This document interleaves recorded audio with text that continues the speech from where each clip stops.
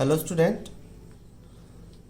Last time मैंने आपको कुछ नोट्स दिए थे ओवर हैंगिंग बीम के, एक प्रॉब्लम सॉल्व की थी और आज मैं उसका ही वीडियो आपको यहाँ पर दे रहा हूँ जिससे आप ओवर हैंग बीम का शियर फोर्स और बेंडिंग मोमेंट डायग्राम बना सकें।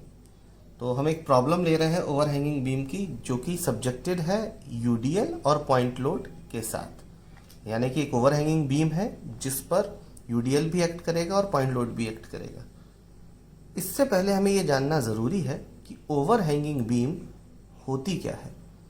मैंने आपको पहले भी बताया था, इससे पहले जिस वीडियो में हमने डिस्कस किया था वो था कैंटिलीवर बीम। उसके पहले हम पढ़ चुके थे सिंपली सपोर्टेड बीम। तो ये सिंपली सपोर्टेड बीम और कैंटिलीवर बीम का एक कंपोजिट फॉर्म है, यानी कि कुछ पोर्शन इसका सिंपली सपोर्टेड जैसा बिहेव कर रहा है और कुछ पोर्शन कैंटिलीवर जैसा बिहेव कर रहा है। तो ये एक मैं यहाँ पर आपको बताने जा रहा हूँ कि इसका मेन कॉन्सेप्ट क्या है। ये एक one sided over hanging beam है जिसका एक पोर्शन जो है ये कैंटिलीवर है। ये वाला जो पोर्शन है, ये वाला पोर्शन कैसा है, ये कैंटिलीवर है और ये वाला पोर्शन सिंपली सपोर्टेड है। लेकिन यहाँ पर ये जानना ज़रूरी है कि यहाँ पर जो ये एंड्स है, ये वाला एंड और एक ये वाला एंड, यहाँ पर बेंडिंग मोमेंट जो होता है वो ज़ीरो होता है और यहाँ पर भी बेंडिंग मोमेंट जो है वो ज़ीरो होता है। लेकिन ये पोर्शन चूंकि ओवर हैंग है इसलिए इस पॉइंट पर पार्शियल फिक्सिटी डेवलप होने के कारण यहाँ पर मोमेंट की एक वैल्यू हमको मिलेगी और ये वाली वैल्यू हमको फाइंड आउट करनी है। इसके साथ साथ हमको क्या करना रहेगा, हमको इसमें ये देखना पड़ेगा कि इसका शियर फोर्स डायग्राम कैसे बनता है और इसका बेंडिंग मोमेंट डायग्राम किस तरह से बनता है। अब हम एक नॉर्मल प्रॉब्लम लेते हैं जिसके हम यहाँ पर एक ओवर हैंगिंग बीम है A B C. B C portion जो है वो ओवर हैंग है जिसका स्पान है 1 मीटर और सी पॉइंट पर एक पॉइंट लोड एक्ट कर रहा है जिसका मैग्नीट्यूड है 5 kilo newton. A B portion जो है वो सपोर्टेड है और उसके ऊपर क्या एक्ट कर रहा है, यूडीएल, जिसका है 3 किलो न्यूटन पर मीटर का रेट और इसका स्पान है 4 मीटर। तो सबसे पहले हमारा क्या स्टेप होता है, सपोर्ट रिएक्शन। सबसे पहले हम निकालेंगे सपोर्ट रिएक्शन। सपोर्ट रिएक्शन निकालने के लिए हम लेते हैं टेकिंग मूवमेंट अबाउट ए।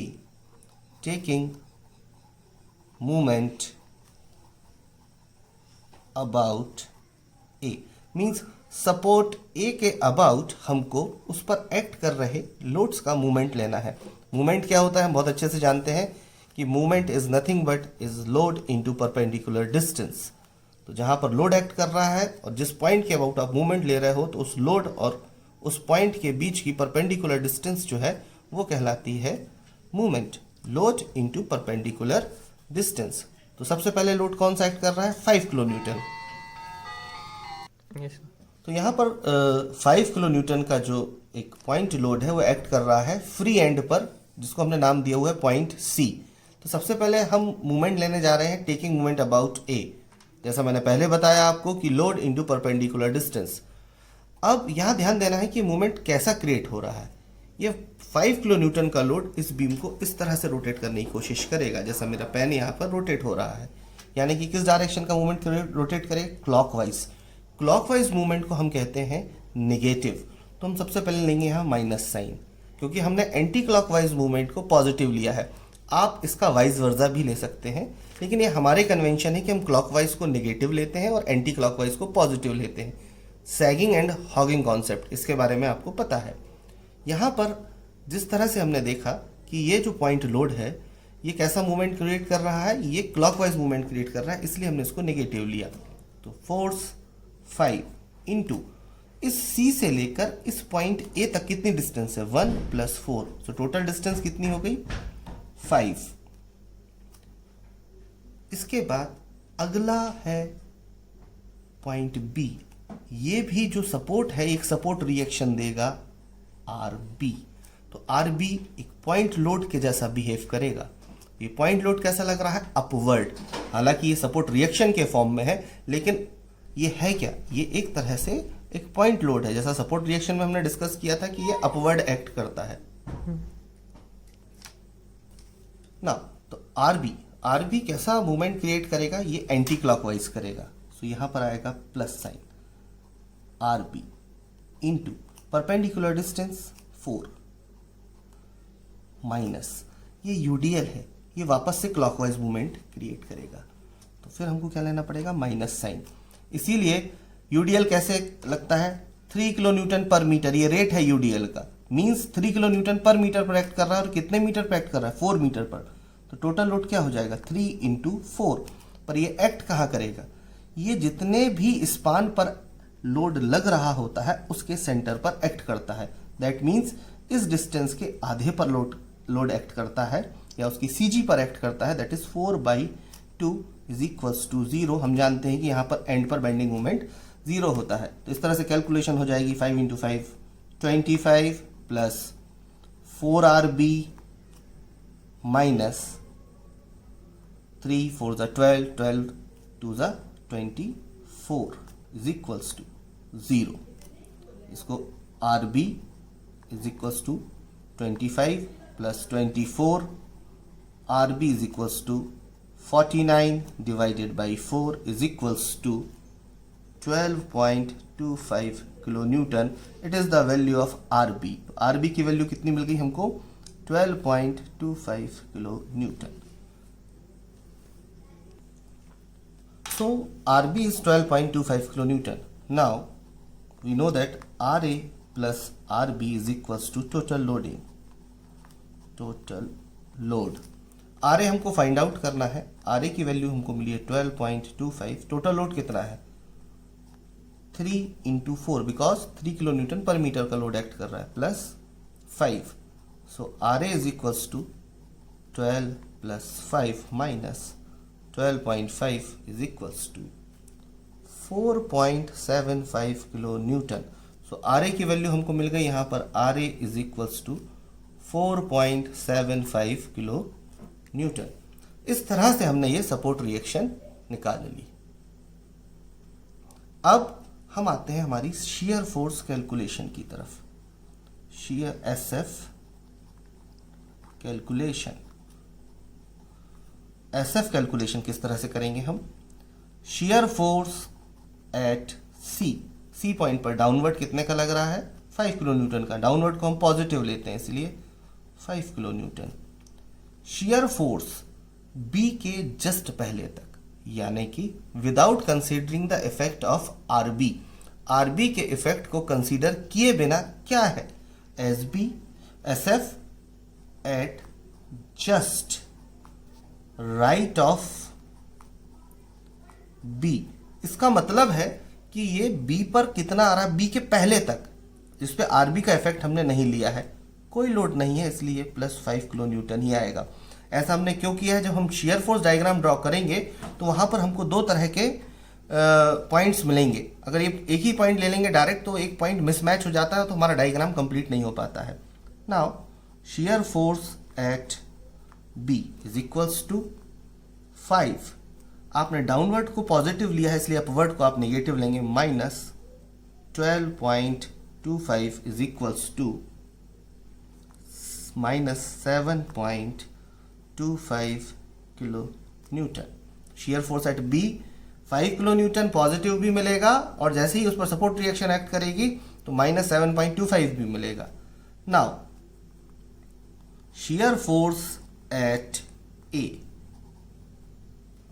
कितना लोड लग रहा है, आपने देखा B तक कितना आ गया, माइनस 7.25 प्लस टोटल लोड कितना आ रहा है, 3 इंटू 4। टोटल लोड है 3 किलो न्यूटन पर मीटर, 4 मीटर के स्पान पर है, यानी 3 into 4 is equals to positive 4.75 kilo newton. 12 minus 7.25 is equals to 4.75 kilo newton. तो इस तरह से शियर फोर्स C पर 5 किलो न्यूटन पॉजिटिव, B पर 2। जहां कहीं भी पॉइंट लोड आता है वहां पर सडन ड्रॉप या अपवर्ड थ्रस्ट मिलता है, इस कारण से यहां पर दो वैल्यूज मिल रही हैं, एक पॉजिटिव और एक नेगेटिव।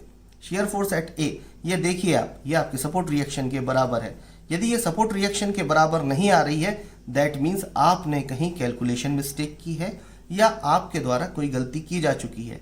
यदि आपको ये छोटा सा चेक है कि यदि आप चेक करना चाहते हो शियर फोर्स एट ए हमेशा support reaction at A R A के बराबर होती है। यदि ऐसा नहीं हो रहा है तो आप अपनी कैलकुलेशन को फिर से चेक करें, आप फिर से चेक करें कहीं आपने कुछ गलती तो नहीं किया, ये हमेशा बराबर होगी। आई रिपीट अगेन कि shear force at A is always equals to the R A. Shear force calculation के बाद बात आती है bending moment calculation, BM calculation. ये आपको पता है कि बेंडिंग मोमेंट कहाँ कहाँ पर जीरो होगा, जैसा मैंने आपको पहले भी बताया था कि एंड्स पर बेंडिंग मोमेंट जीरो होगा। तो अपनी बीम में कहाँ जीरो होगा, bending moment at A, bending moment at C is equals to zero. तो हम पहले ही लिख लेते हैं bending moment at A and C is equals to zero. तो बेंडिंग मोमेंट कहाँ मिलेगा, बेंडिंग मोमेंट हमें सिर्फ मिलेगा बी पर, बेंडिंग मोमेंट एट बी। ये देखिए अब बी पर है, इसको भूल जाइए, सिर्फ 5 किलो न्यूटन एंड 1। कैसा मूवमेंट है, क्लॉकवाइज डायरेक्शन का मूवमेंट है। क्लॉकवाइज डायरेक्शन का मूवमेंट कैसा होता है, निगेटिव होता है। So -5 into 1 is equals to -5 kilo newton metre. अब हालांकि यहां पर ए पर बेंडिंग मूवमेंट जीरो है, लेकिन जब हमको बेंडिंग मूवमेंट डायग्राम ड्रॉ करना होगा तो हमको पता ही नहीं है कि हम जीरो से किस डायरेक्शन पे जाएं, तब जाकर हम बी पर पहुंचें। तो बी पर पहुंचने के लिए हम एक इमेजिनरी पॉइंट डी यहां एज्यूम करते हैं। ये डी जो है ये मिड पॉइंट पर होता है, दैट मीन्स ये 2 मीटर की डिस्टेंस पर होता है। यहां से भी 2 मीटर और यहां से भी 2 मीटर की डिस्टेंस पर होता है। इसको इमेजिनरी पॉइंट कहते हैं डी, और हम एक बेंडिंग मूवमेंट निकालते हैं डी पर। सो बेंडिंग मूवमेंट एट डी। अब आप डी पर देखिए 5 कैसा मूवमेंट देगा, -5 into perpendicular distance 1 plus 2, so total हो गई 3, प्लस आरबी कैसा मूवमेंट देगा, क्लॉकवाइज मूवमेंट देगा, एंटी क्लॉकवाइज मूवमेंट देगा। तो ये क्या हो जाएगा 12.25 into distance is 2 equals to. इसके बाद यूडीएल इतने ही पोर्शन का, यहां पर आप देखिए, यहां पर आप पेन रख लीजिए, इस तरफ का कुछ नहीं देखना है, सिर्फ ये वाला देखना है। कितना लग रहा है यूडीएल, 3 किलो न्यूटन का। कितने पर लग रहा है, 2 मीटर पर लग रहा है। सो -3 इंटू 2 इंटू 2/2। इस इक्वेशन को हम सॉल्व करेंगे तो यहाँ आएगा आपका टोटल 3.5 किलो न्यूटन मीटर। ये पॉजिटिव आया है। देखिए मैंने आपको पहली क्लासेस में बताया था कि कैंटिलीवर पोर्शन का बेंडिंग मोमेंट डायग्राम निगेटिव और सिंपली सपोर्टेड पोर्शन का बेंडिंग मोमेंट डायग्राम पॉजिटिव। अब हम शियर फोर्स और बेंडिंग मोमेंट डायग्राम ड्रॉ करेंगे। अब हम बनाते हैं शियर फोर्स डायग्राम। मैंने एक सिंपल लाइन खींची है ए बी सी। ए पर शियर फोर्स की वैल्यू है +4.75, बी पर शियर फोर्स दो वैल्यूज में मिल रहा है +5 -7.25, और सी पर एक वैल्यू है +5। ये हमने कैलकुलेशन में देखा था। अब हमको इसको ड्रॉ करना है। ए और बी कैसा लोड लग रहा है, यूडीएल लग रहा है। बच्चे गलती करते हैं, यहाँ ये 4.75 को 5 से मिला देते हैं और फिर नीचे आते हैं। ये गलत है तरीका, इस तरह से नहीं करना है, क्योंकि यूडीएल पोर्शन है और जो सपोर्ट रिएक्शन है ऊपर की तरफ थ्रस्ट ले जाएगी। इसके लिए हम क्या करेंगे, इसको हम नीचे तक मिलाएंगे। ये कहीं इसी पॉइंट पर मिलेगा इंक्लाइंड लाइन से, और ये ऊपर की तरफ जाएगा, ये ऊपर की तरफ जाएगा इस तरह से। फिर बी से लेके सी तक कोई लोड नहीं है, इस कारण से हॉरिजॉन्टल लाइन आएगी, और फिर इस 5 किलो न्यूटन के कारण एक डाउनवर्ड आएगा और वापस इस तरह से मिलेगा। तो ये वाला पोर्शन होगा पॉजिटिव, ये वाला पोर्शन भी होगा पॉजिटिव, और ये जो इस लाइन के नीचे है ये वाला पोर्शन होगा नेगेटिव, और ये बन जाएगा आपका शियर फोर्स डायग्राम, जिसको हम एसएफडी कहते हैं। अब हम ड्रॉ करेंगे बेंडिंग मूवमेंट डायग्राम।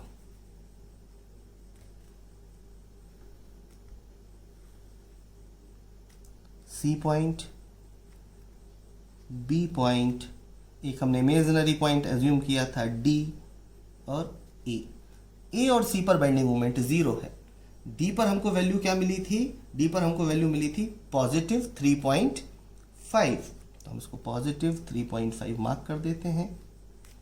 बी पर मूवमेंट की वैल्यू क्या मिली थी हमको बी पर हमने कैलकुलेट किया था, देखिए कितना किया था कैलकुलेट, बी पर हमने कैलकुलेट किया था bending movement at B is -5, तो ये बी पर जो है ये आ जाएगा -5, और सी पर और ए पर 0 है। अब ए से बी तक कैसा लग रहा है, यूडीएल, हमको एक कर्व के फॉर्म में इसको मिलाना होता है, ठीक है। तो हम एक कर्व यहाँ पर फ्री हैंड कर्व चलेगा, यहाँ से चलेगा पॉजिटिव, और ये फिर वापस यहाँ से ऐसे इस तरह से नीचे आएगा, और बी से लेकर सी तक कोई लोड नहीं, इसलिए इंक्लाइंट लाइन से इससे ऐसे मिलेगा। तो ये वाला पोर्शन हो गया पॉजिटिव और ये वाला पोर्शन हो गया निगेटिव। ध्यान दीजिए, अभी तक आपने कैसा देखा था, अभी तक आपने सिंपली सपोर्टेड बीम में बेंडिंग मोमेंट डायग्राम देखा था कि पॉजिटिव बनता है, कैंटिलीवर बीम में बेंडिंग मोमेंट डायग्राम नेगेटिव बनता है, लेकिन ओवर हैंगिंग बीम ऐसा है जिसमें पॉजिटिव और नेगेटिव दोनों तरह का बेंडिंग मोमेंट डायग्राम हमको देखने को मिलता है, जिसमें पॉजिटिव पोर्शन भी होता है, नेगेटिव पोर्शन भी होता है, बिकॉज ये वाला पोर्शन हॉगिंग में होता है और ये वाला पोर्शन सैगिंग में होता है, इस कारण से स्थिति बनती है। अब यहाँ पर आपको एक पॉइंट मिल रहा है, ये पॉइंट है जहाँ पर बेंडिंग मोमेंट अपना साइन चेंज कर रहा है, पॉजिटिव से नेगेटिव, कई बार नेगेटिव से पॉजिटिव भी चेंज करता है। तो ये वाला जो पॉइंट है जहाँ पर बेंडिंग मोमेंट डायग्राम अपना साइन चेंज करता है पॉजिटिव टू नेगेटिव और नेगेटिव टू पॉजिटिव, इस पॉइंट को कहते हैं हम पॉइंट ऑफ कॉन्ट्राफ्लेक्सर। ये एग्जाम में शॉर्ट नोट में पूछा भी जाता है कि व्हाट इज पॉइंट ऑफ कॉन्ट्राफ्लेक्सर, या इसको पॉइंट ऑफ इन्फ्लेक्शन भी कहा जाता है, पॉइंट ऑफ इन्फ्लेक्शन। तो ये ऐसा पॉइंट जहां पर बेंडिंग मोमेंट डायग्राम अपना साइन चेंज करे पॉजिटिव से नेगेटिव या नेगेटिव से पॉजिटिव, उस पॉइंट पर बेंडिंग मोमेंट की वैल्यू जो होगी, जो पॉइंट जो होगा वो कहलाएगा पॉइंट ऑफ कॉन्ट्राफ्लेक्सर। कई बार लोग कहते हैं कि the bending moment here is 0, yes it seems to be looks 0, but not it's 0, it's changing their sign positive to negative. यहाँ पर बेंडिंग मोमेंट डायग्राम 0 दिखता है पर 0 होता नहीं है, केवल अपना रूप चेंज करता है पॉजिटिव से नेगेटिव की तरफ। तो ये पॉइंट जहां पर बेंडिंग मोमेंट साइन चेंज कर रहा है पॉजिटिव से नेगेटिव, वो कहलाता है पॉइंट ऑफ कॉन्ट्राफ्लेक्सर या पॉइंट ऑफ इन्फ्लेक्शन। तो एक क्वेश्चन ये भी कई बार पूछा जाता है वाइवा में कि भाई पॉइंट ऑफ कॉन्ट्राफ्लेक्सर किस बीम में मिलता है, तो पॉइंट ऑफ कॉन्ट्राफ्लेक्सर हमको ओवरहैंग बीम में मिलता है, हालांकि दूसरी बीम्स में भी मिलता है, लेकिन आपके सिलेबस में अभी अगर पूछा जाए कि कैंटिलीवर, सिंपली सपोर्टेड और ओवरहैंगिंग बीम, इनमें से किस में आपको पॉइंट ऑफ कॉन्ट्राफ्लेक्सर मिलेगा, तो पॉइंट ऑफ कॉन्ट्राफ्लेक्सर मिलेगा सिर्फ ओवरहैंगिंग बीम में। तो ये एक प्रॉब्लम थी, इसके नोट्स मैंने आपको दिए थे। आई होप ये आपको समझ में आई होगी। आपके जो भी डाउट हैं वो जो हमारा ग्रुप है उस पर या कमेंट सेक्शन में आप मुझे दीजिए, मैं आपको रिजॉल्व करने की कोशिश करूँगा। और इस तरह से ये आपका ओवरहैंग बीम का प्रॉब्लम सॉल्व होता है। आप दूसरे प्रॉब्लम सॉल्व कीजिए, अगर आपको नहीं समझ में आते हैं तो आप मुझसे पूछिए। कोविड-19 से हमको मिलकर फाइट करना है, आपको घर पर रहना है और घर से बाहर नहीं निकलना है, अपने हाथों की सफाई रखना है और खूब पढ़ाई करना है। All the best.